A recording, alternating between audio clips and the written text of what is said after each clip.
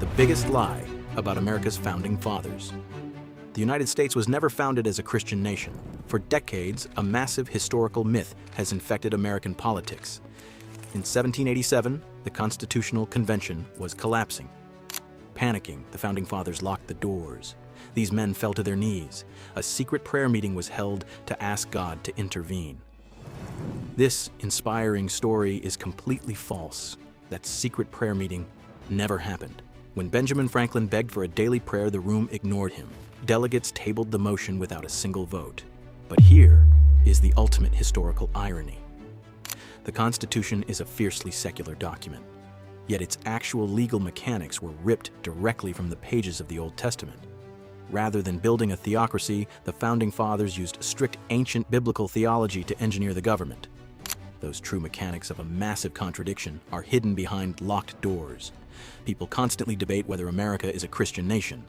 Politicians point to the founding era as proof of deep religious roots. In 1984, President Ronald Reagan gave a famous radio address. He told the story of Benjamin Franklin's demand for prayer at the convention. Reagan heavily implied that the delegates listened to Franklin and prayed together. According to the president, this prayer miraculously saved the United States. Myths like this cause people to deeply misunderstand the Constitution today. The real story of that summer in 1787 is much darker.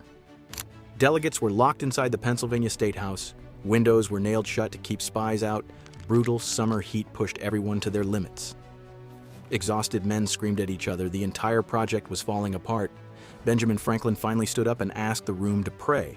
He warned them that God governs the affairs of men. Franklin specifically asked to bring in local clergy to lead daily prayers. The other delegates immediately shot down the idea. Bringing in outside pastors would look like an act of desperation. Citizens would assume the convention was failing. Furthermore, the convention literally had no money to pay a chaplain.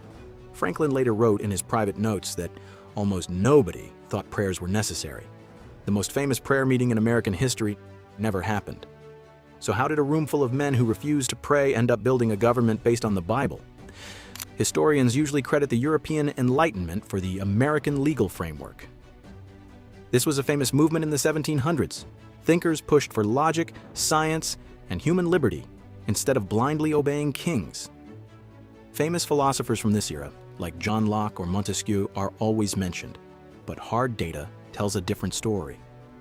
In 1984, a researcher named Donald Lutz conducted a massive study. Nearly 1,000 political pamphlets and speeches were analyzed. These were all published during the birth of the American Republic. Lutz wanted to see exactly which books the Founding Fathers were citing. His results shocked modern historians. Famous European philosophers were hardly quoted at all compared to the top source. Over 1/3 of all political citations came directly from the Bible. Specifically, the book of Deuteronomy was cited more than anything else. The Founding Fathers were brilliant politicians, average American farmers. But every single farmer knew the King James Bible. Scripture was the universal handbook for right and wrong, so the founders used it as a political tool. Stripping the religion out of the text was the first step. Next, those ancient rules were re-engineered to build a modern republic. The founders essentially stole the blueprints of the Old Testament. One specific stolen blueprint was a deeply pessimistic view of human nature. The defining feature of the United States government is the separation of powers. Power is split across 3 distinct branches. The president executes the law, the Congress writes the law, the Supreme Court judges the law. This system of checks and balances prevents any one person from becoming a dictator. This idea originated from hardcore Calvinist theology. This strict branch of Christianity taught that humans are naturally sinful and that God is in total control. James Madison is known as the father of the Constitution. When Madison was in college, he studied under a strict Calvinist minister named John Witherspoon. Calvinists believed in a concept called total depravity. This doctrine states that all human beings are deeply corrupt and totally selfish. Believers anchored this idea on Bible verses like Jeremiah 17:9. The heart is deceitful above all things and desperately wicked. Who can know it? Madison internalized this pessimistic view of humanity, realizing that all humans are inherently selfish.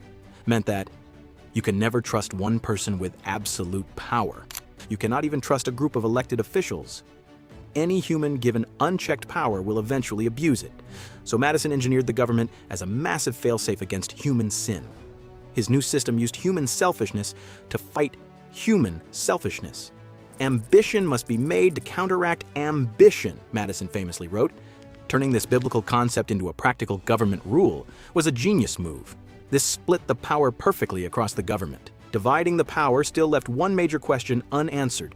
If no one has absolute power, who is actually in charge? For centuries, the dominant political rule in Europe was simple. The king is the law. The Latin phrase for this was Lex Rex. This meant the monarch answered only to God. Kings could not act illegally because they were the living embodiment of the state. The American founders completely flipped this idea on its head, drawing on a theological concept from 1644. A Scottish minister named Samuel Rutherford wrote a detailed book explaining this exact concept. His book was titled Lex Rex. This translates to "the law is king." Rutherford argued from biblical precedent that God establishes a supreme standard of justice. Civil leaders are just administrators of that higher law, Rutherford claimed. This means the monarch is subject to the law. Breaking that law immediately strips the king of his legitimacy. The founding fathers took this religious concept and secularized it. It became the mechanism we now call constitutional supremacy. In the United States, the written Constitution outranks every living person. It outranks the military and the Congress.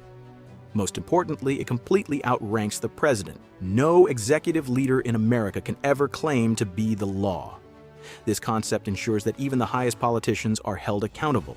The Constitution successfully put a leash on the government, but a mechanism was also needed to protect regular citizens from the state. The Constitution is largely devoid of religious language, yet one of its most critical legal protections is lifted directly from Scripture. The Founding Fathers were terrified of political show trials. Corrupt governments often accuse their enemies of treason to have them executed. So a strict legal hurdle was placed inside Article 3, Section 3. The Constitution states you cannot convict someone of treason on a whim. You must have the testimony of 2 witnesses to the exact same overt act. This specific rule didn't come from European logic. It came from the Old English church courts, and those courts took the rule directly from the biblical book of Deuteronomy.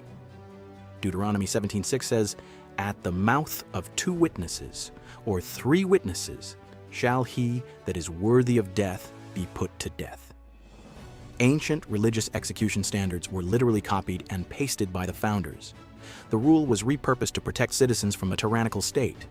The wealthy political elite spent the entire summer debating these laws in a secular room. Outside those locked doors, a completely different story was unfolding. The legend of the Founding Fathers praying behind locked doors is a historical myth. Real secret prayer meetings were happening across the nation, just not with whom you think.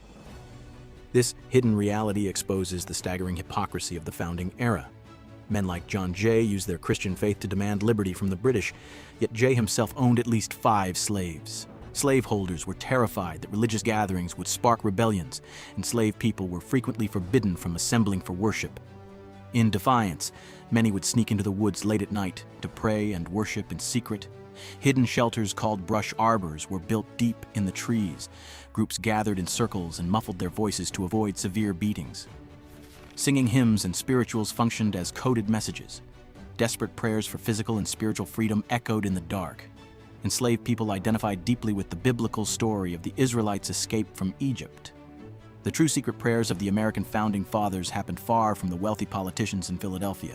People in bondage whispered these prayers while pleading for the exact same liberty the Constitution promised. This dark reality forces us to look at the American founding with fresh eyes. The modern debate over whether America is a Christian country misses the point entirely. The United States was never built to be a theocracy. Ironically, the biggest supporters of the separation of church and state were actually devout Christians. Groups like the Virginia Baptists demanded a secular government to protect their own churches from political corruption. On the flip side, many of the non-religious founders actually wanted to use public faith just to keep citizens well-behaved. Instead of choosing one extreme or the other, these men created a highly secular system built entirely out of biblical parts. Ancient concepts of sin and depravity were stripped of their spiritual meaning. Ultimately, the founders engineered a government that assumes the absolute worst about human nature. By using the Bible to guard against human selfishness, they built a massive fail-safe.